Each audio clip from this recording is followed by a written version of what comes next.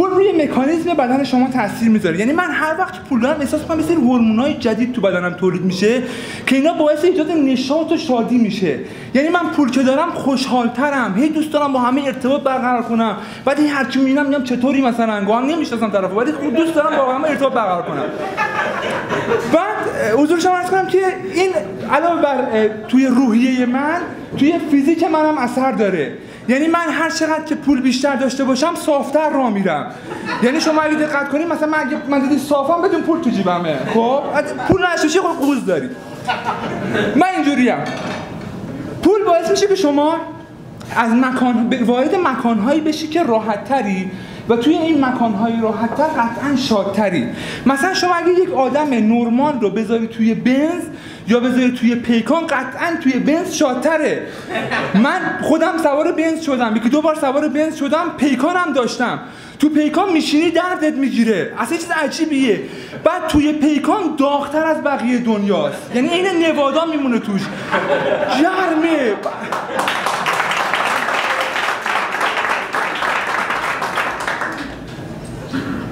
یعنی من تو پیکان میشستم دندونام عرق میکرد، اصلا یه چیز عجیب بود.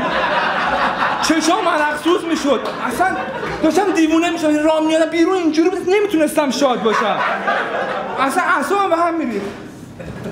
یعنی اینکه پول میتونه توی حمل و نقل و ترابری ما تاثیر داشته باشه. چرا میگم اینو؟ من یه سری از تهران میخواستم برم سمت یزد، بعد پولم کم بود. رفتم آخرین اتوبوسی بود که میخواست بره سمت یزد، این میرفت دیگه من میموندم تو تهران. رفتم گفتم بخش آقا چند بلیط و اینا؟ گفتش که 85 تومن. گفتم بخش من 65 تومن بیشتر ندارم. گفت 65 تومن که اتوبوسای عادیه، ما تلویزیون داریم و اینا. گفتم اصلا تلویزیون نمیبینم، من تا صبح میخوابم برات. گفتش که نه نمیشه که ما صندلی که میشینی صندلی ما ابر ایتالیایی فلان مثلا اینا. گفتم من کف میخوابم. گفت کف ما نو پلاستیک نروژ. گفتم آقا من وای نیستم، منو 65 تومن جابجا کن، میتونی؟ 65 تومن منو از اینجا دور کن، این کارو برای من بکن. رفتیم 2 ساعت مونده به یزد. گفتم 65 کو؟ گفتم بخشید میشه یه 200 متر بری جلوتر؟ گفت پولت تا همینجا بود. گفتم یه گرگ اینجا اگه برید من جلو بیفتم ازش ممنون میشم.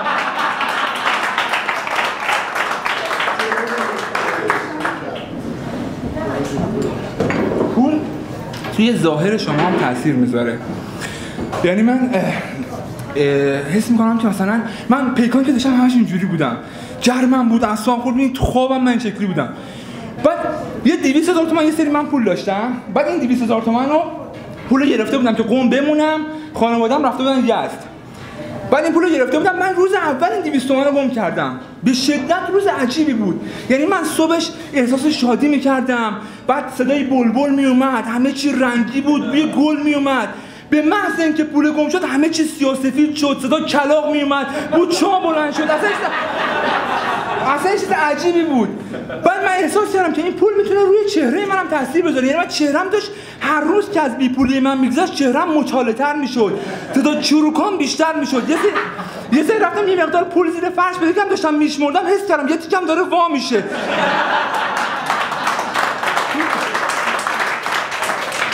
پوله که تموم شد بسته شد دوباره، مقدارش کافی نبود. پول توی ازدواج شما هم موثره، یعنی رابطه مستقیم و عجیبی با ازدواج داره پول. و این قبلش رو بگم، ازدواج یک بازهی داره، یعنی 18 تا 24 اوج درخواست شما برای ازدواجه. 24 رو رد کنی تمومه. من این کارو کردم، یعنی 24 رد چه تمومه. بعد سن عجیبه 18 تا 24، یعنی من 20 سالگی احساس میکردم همه رو میخوام، اصلا یه چیز عجیب بود.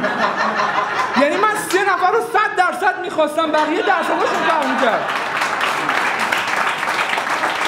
به خانواده‌ام میگفتم یا این سه تا یا هیچی. نمیشه پسرم، اصلا امکان نداره. من بدون این سه تا میمیرم. بعد ما با یه خانمی آشنا شده بودیم از طریق خانواده و اینا که مثلا بحث ازدواج بود اینا. بعد یه سری با ایشون رفتیم بیرون که مثلا حالا بیشتر آشنا شیم با هم و اینا. رفتیم گفتش که آقای توسلی، من تازه حقوقم گرفته بودم، دستمالم باز بود اینا، رفتیم با هم بیرون و گفت توسلی من خورده دلم گرفته و اینا، گفتم که اشکال نداره بریم با هم دیگه بیرون سینما فیلم می‌بینیم و اینا. رفتیم و کلی چیز خریدیم و تازه حقوق گرفتم، کلی چیز خریدیم و رفتیم سینما نشستیم و بیرون. گفتم منم بیرون، گفتم بخشید دلتون وا شد و اینا، گفت نه اصلا وا نشد اینا. گفتم خیلی خوب. گفتم بریم پس با هم بیرون شام بخوریم. یعنی ما کلا خانوادگی اینجوری میریم شام میخوریم وا میشه اصلا اوکییم. رفتیم شام خوردیم، باز من گفتم خانم باز شد، گفت نه اصلا هیچی به هیچی اینا. گفتیم بریم با هم دیگه مثلا بستنی بخوریم. رفتیم یه جا مثلا توتی بود، بعد مثلا چه میدونم این بوغنوس داشتن اینا. گفتم اینجا دیگه 100% باید باز شه.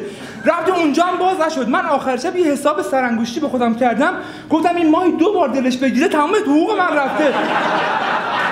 گفتم اصلا زندگی که شروع بشینه گفتم فایده نداره آقا، اصلا نه خانم نمیشه. آره من تشنم میشه.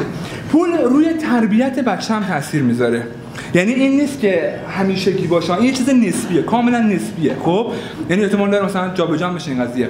مثلا یه بچه پولدار که میخورد زمین، مامانش بلندش میکرد، حالا شلوارش پاره شده بود، تیشرتش پاره شده بود اینا، میگفت اشکال نداره یه دونه نوشا برات میخریم فلان، دستش زخم شده میگفت درست میکنیم خوب میشه با هم بچه میکنیم اینا.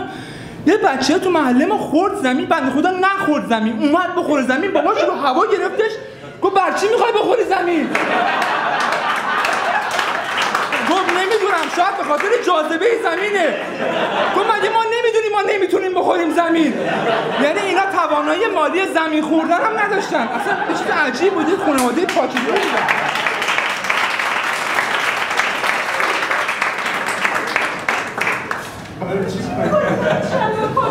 پول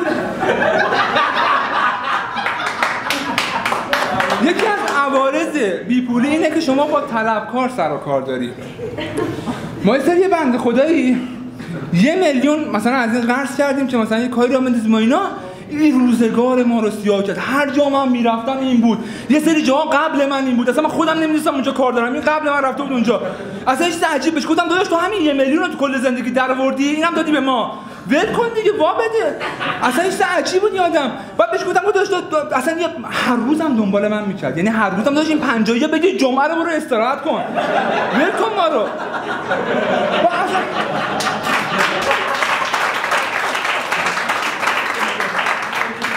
بدتر از طلبکار بدهکاره.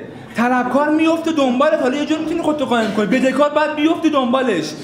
ما یه بنده خدایی بود ازش پول می‌خواستیم، بعد هیچ جوره پول ما رو نمیداد. بعد هی بهش زنگ می‌زدیم، بعد زنگم می‌زدی اینجوری بود. مثلا هر وقت زنگ می‌زدم میگفتش که امروز میریزم داداش، امروز میریزم. بعد من صبح زنگ می‌زدم میگفت الان میریزم. زور زنگ می‌زدم میگفت ریختم. شب زنگ می‌زدم میگفت ریخ. میگفتم کجا داری میریزی تو؟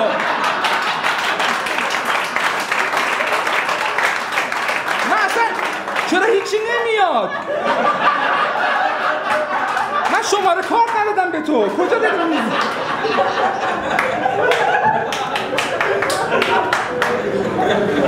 پول که داری، پول که نداری، یکی دیگه از عوارضش اینه که شما همیشه دنبال تخفیفی وسط.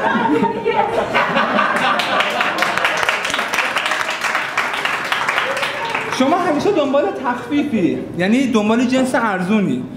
ما یه آشنایی داریم، این همیشه یه جایی سراغ داره که ارزونتر از جایی که ما خریدیم. مثلا ما یه سری پرتقال خریدیم 10,000 تومان، این میگه من همینو برات میخرم 7,000 تومان.